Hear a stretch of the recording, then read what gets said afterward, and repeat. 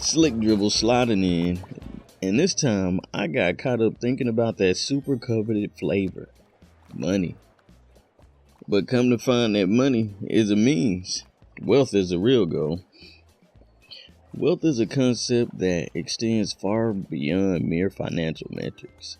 It encompasses a range of psychological dimensions that influence how people perceive, acquire, and use money. The psychology of wealth involves understanding the mental and emotional factors that drive financial behaviors. The impact of wealth on well-being and the societal and cultural context that shape attitudes toward money. Wealth is typically measured in terms of financial assets, income, and net worth. However, from a psychological perspective, wealth also includes subjective experiences and perceptions, oddly enough. People often define wealth based on their personal values, goals, and life satisfaction. For some, wealth means financial security and the ability to meet basic needs, while for others it encompasses luxury, freedom, and the ability to pursue passions without financial constraints. American psychologist on motivation and author of the books called Mindset, Carol Dweck's concept of growth versus fixed mindset can be applied to the psychology of wealth. Discussion can still be had on if neuroticism should be solved first or if the idea is empirically relevant, but we'll at least humor it because it can make sense on various levels. But choosing to follow those studies, we find that individuals with a growth mindset believe that their financial situation can improve through effort, learning, and persistence. Makes sense. They are more likely to take risks, invest in personal development, and seek out opportunities for financial growth. Conversely, those with a fixed mindset may believe that their financial status is static and unchangeable, leading to resignation and a lack of initiative in improving their financial circumstances, which could be attributed to self-esteem, self-fulfilling prophecies, and a number of other ideas. Anyway, two mentalities that follow this are the ones of abundance and scarcity. The scarcity mentality is characterized by a belief that resources are limited and that one must compete to obtain their share. This mindset can lead to anxiety, hoarding behaviors, and short-term thinking.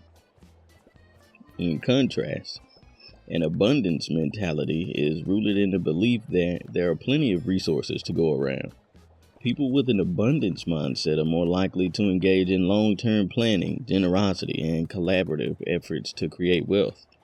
Contemplating factors of these mindsets only gave me a basic idea of what even makes people imagine wealth, and it seemed much too surface level for my taste. I recognize mindset as an aspect of deciding wealth, but it doesn't reveal to me what is behind that. I hunger, brother. So I looked into the why of wealth. Emotions kick us off and play a significant role in financial decision making. Fear and greed are often cited as primary drivers of investment behaviors. Fear can lead to conservative financial choices such as excessive saving or avoiding investment opportunities. Greed, on the other hand, can result in risky behaviors such as speculative investing or over-leveraging. Understanding these emotional drivers can help individuals make more rational and balanced financial decisions. Perhaps the greatest influences on financial choices are social norms and peer behaviors. The desire to fit in or keep up with others can lead to spending beyond one's means or adopting risky financial behaviors. Social comparison, where individuals assess their financial status relative to others, can impact self-esteem and financial satisfaction. Awareness of these influences can help individuals resist social pressures and make financial decisions aligned with their values and goals, as difficult though it may seem.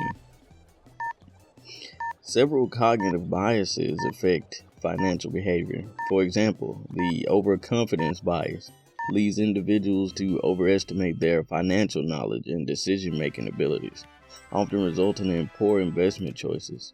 The status quo bias causes people to stick with familiar financial habits and resist change even when it might be beneficial. The anchoring bias, which can lead to reliance on initial financial information which may not be relevant or accurate. Recognizing and mitigating these biases can improve financial decision making. And research shows that wealth is correlated with subjective well-being, but the relationship is complex. While financial security can reduce stress and improve life satisfaction, the pursuit of wealth for its own sake often does not lead to lasting happiness. Beyond a certain threshold, increases in income have diminishing returns on happiness. Factors such as financial stability, meaningful relationships, and purposeful work are more strongly associated with long-term well-being. Materialism, the importance placed on acquiring and possessing material goods, is often negatively correlated with life satisfaction.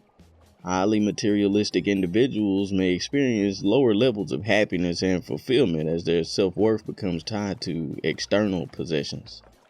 Conversely, those who prioritize experiences, personal growth, and relationships over material wealth tend to report higher life satisfaction and well-being. Engaging in philanthropy and acts of generosity can enhance well-being. Giving to others fosters a sense of purpose, connection, and gratitude. Studies have shown that spending money on others or contributing to charitable causes can boost happiness more than spending on oneself. This suggests that wealth can be a tool for enhancing personal and communal well-being when used to support meaningful causes and relationships. But there are also other contexts. Cultural norms and values shape attitudes towards wealth and financial behavior.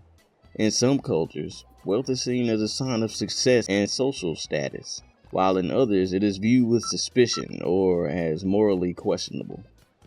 These cultural attitudes influence how individuals approach earning, saving, and spending money. Understanding the cultural context can provide insights into personal financial behaviors and societal trends. Inequality is a big one.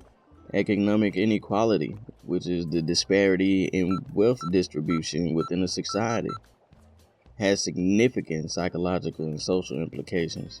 High levels of inequality can lead to social unrest, reduced social mobility, and increased stress and anxiety among lower income individuals. Perceptions of fairness and social justice play a critical role in shaping attitudes towards wealth and influence collective behaviors and policies aimed at addressing inequalities. Media and advertising significantly influence perceptions of wealth and consumption patterns. Constant exposure to images of luxury and affluence can create unrealistic expectations and pressures to conform to certain lifestyles. This can lead to dissatisfaction and financial strain as individuals attempt to emulate the wealth portrayed in the media. Critical media literacy and awareness of advertising tactics can help individuals make more informed and intentional financial decisions. Which make me think of finance education in general. Financial literacy, the knowledge and skills needed to manage personal finances effectively, is crucial for achieving financial well-being. Educated individuals are better equipped to make informed decisions about budgeting, saving, investing, and borrowing. They are also more likely to avoid common financial pitfalls such as high interest debt and impulsive spending. We should be promoting financial education from an early age as it can have lasting benefits. Schools, community organizations, and workplaces can play a role in providing financial literacy programs that cover essential topics such as budgeting, saving, credit management, and retirement planning. Practical hands-on learning experiences such as simulated investment exercises or budget planning workshops can enhance understanding and retention. At the very least, having some common course detailing strategies like setting clear financial goals and developing a comprehensive plan to achieve them should be fundamental to building and sustaining wealth. Goals should be specific, relevant, time-bound, measurable, and attainable. The SMART method, though I probably said them out of order. A well-defined plan includes steps for saving, investing, and managing expenses, as well as contingency plans for unforeseen circumstances. Spending should be detailed. Mindful spending involves making intentional and thoughtful choices about how to use money. This approach emphasizes aligning spending with personal values and priorities rather than succumbing to impulsive or socially driven purchases. By focusing on what truly matters, individuals can derive more satisfaction from their spending and avoid unnecessary financial strain. When necessary, we should include investing and fully cover the idea of risk. Diversified investing, spreading investments across various asset classes and sectors, helps manage risk and improve potential returns. Understanding the principles of diversification and regularly viewing and adjusting one's investment portfolio can contribute to long-term financial stability and growth. Seeking professional financial advice can also provide valuable insights and strategies tailored to individual circumstances and could guide you on to what to like and subscribe to. In my world, emergency savings would be the standard.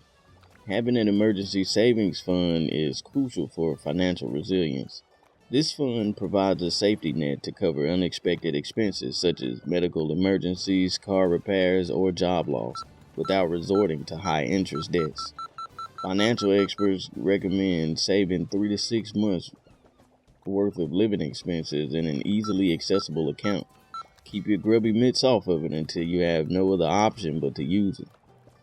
The financial landscape is constantly evolving, though, with new opportunities and challenges emerging regularly. Staying informed about economic trends, financial products, and investment strategies is essential for making sound financial decisions.